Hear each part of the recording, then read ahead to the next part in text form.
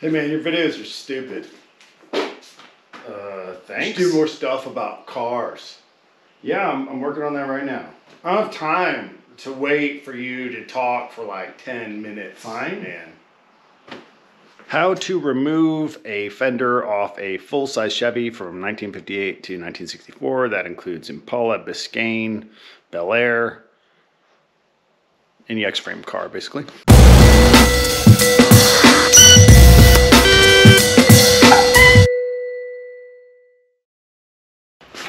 You have a bolt up here, which is an alignment bolt. You can put washers between this section of the body and the fender for alignment here and here. You have a bolt down here. You can see that there's a body mount in this area. These are often very rusted, so be careful. There are also washers there that space out the fender to align it down here. You can see here's rust on my car from, it's very common in this area. Water gets caught down in here. So you've got bolts along here, here, here, and here. And this includes removal of the fender well if you're taking these off. And then on the main fender you have more bolts here, which are underneath. These can get kind of hard to get at because the wheel will be in the way, so you might have to take your wheel off. So in fact, right now I'm taking that fender off and I'm having trouble getting to these two bolts. So you can see that one is removed. There's still a washer under it. There's a spacer here. See that? These are for the hood hinge. You see there's one is removed, this one is removed, this one is removed. This is the tab that is on the fender well. This one is removed, this one is removed. This one is removed, this one is removed. This one I had to cut. And that might be common for you because these particular, this is 61. The 61 cars get a lot of rust up in this area because there was nothing protecting the debris from getting thrown up in here, and it would just sit there. Wet mud and silt and stuff would sit there. So mine's very rusted out, yours might be rusted out, and therefore those bolts might be rusted, so you might have to cut them off. Down here, this bolt is securing the inner fender liner. This bolt is securing the inner fender liner. This bolt is securing the inner fender liner. And then you got another one down here. Let's see it down there. Okay, yeah, that's a fender liner bolt there. Or here. You can take this off here. You don't have to take the bracket off. So I'll show you what the removed fender looks like, and we can review again where all the bolt attachments are. So these down here, there's actually three. Those are kind of a pain. You can see how rusted my fender is. You can see these bolts here on the inside of the fender they go to the liner, the wheel well liner. And then these two up here go to that rad support. Here, here. Let's see, there's one there, one there, one there. These are all wheel liner supports. You see this one down here? That's the one that's on top. That goes to the upper body mount. Ooh, and there's one more. One more you can't see. It's inside the door. See that guy? He goes inside the door. So I'll show you where that's at. So he slips in right there. See, and there's actually a washer spacer there. So looking out, you got that one up on top. There's one there too, so watch out for that one.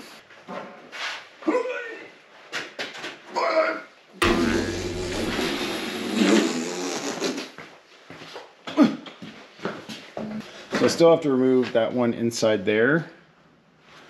This one's gone. I think I got this one already. Okay, it's there, but it's like You can see it's spinning. I think it's stripped in there. We got these ones, and these are all kind of foobar, so. Okay, that one inside there is 9/16. The ones down here are 1/2 inch bolts. Now I can get in here, so I'm gonna put the, use this one. Since I got my angle on it, I can just slip it up under here, and that's how I'm gonna do that. Okay, okay.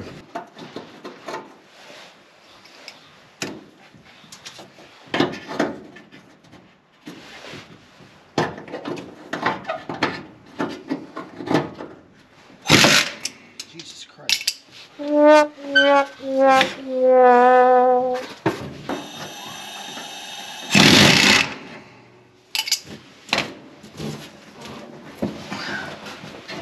Some of these are just real pain. I mean, you're just gonna need an impact wrench. So these came off okay. These were inside the wheel well. This one is not going well. I have to get in on the other side somewhere to catch the other side of it. But those are both gone.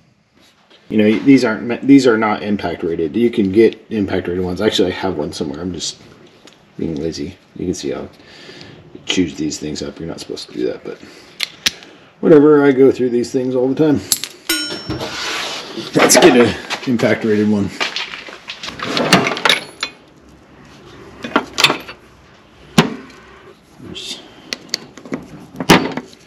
There we go.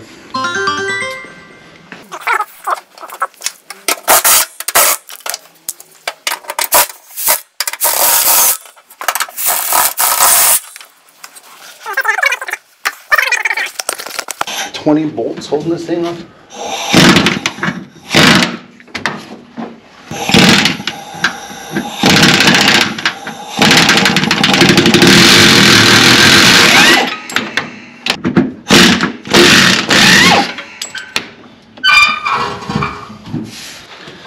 Some of these go from inside out, some of these go from outside in. I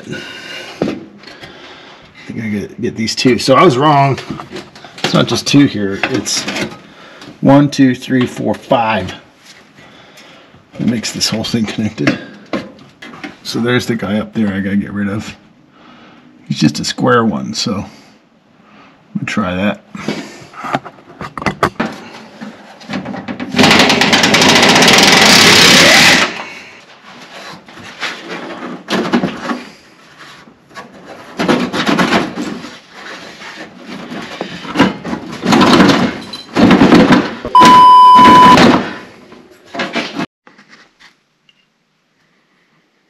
Well, after a lot of struggling, I finally got that one off. Had to get in there with this. It's basically a square nut. If your fenders aren't as fragged as mine, you know, all this should be intact. You can see that there's some real classy Bondo work done here once upon a time. My grandfather was notoriously frugal. But there is a bolt right there. It's real impossible to get to. And there's another one right here. Just in there. And I'll show you where they're at because I have an intact fender here. So there's a bolt there, and then there's one here on the inside. None of this material is intact on my existing fender. If I can find a good pair of 61 Impala fenders that don't cost $1,000 for the set, then I will buy them and save myself the trouble of the body work. But these things are super premium because they're all rusted in this spot.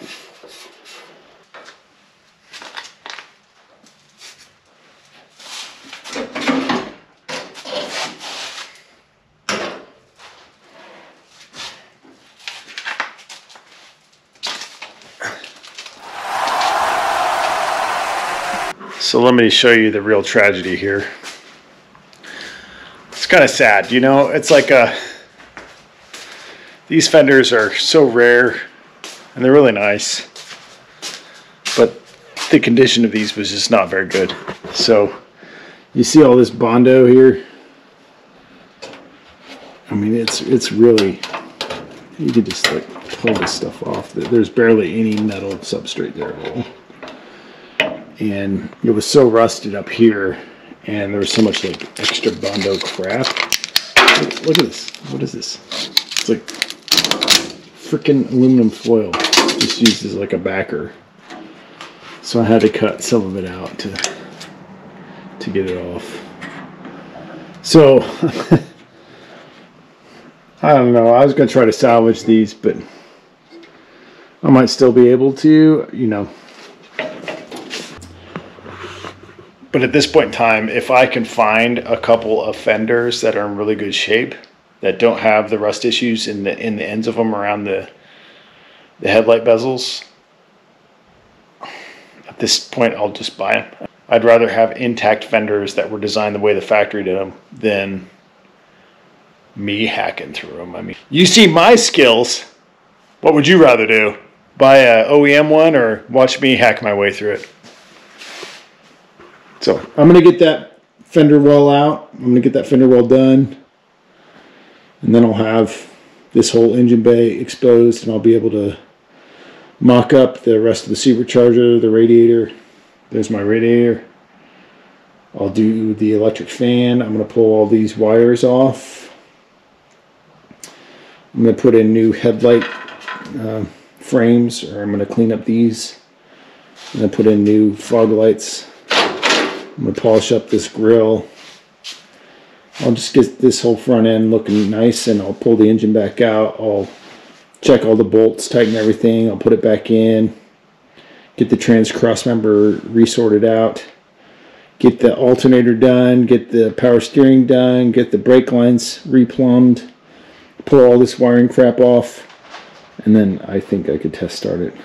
I've said that many times. Let's see what happens. Hey, you're awesome. You really hung in there, didn't you? If you want to see the next project, go ahead and subscribe and hit the notifications button. Hey, if you want to see any other types of projects, say so in the comments. I'd love to hear your feedback. And if you want to support the channel, it's super easy and it's free. Just hit that like button. The YouTube algorithm likes that. Thanks for watching. Stay rad and go start your next project.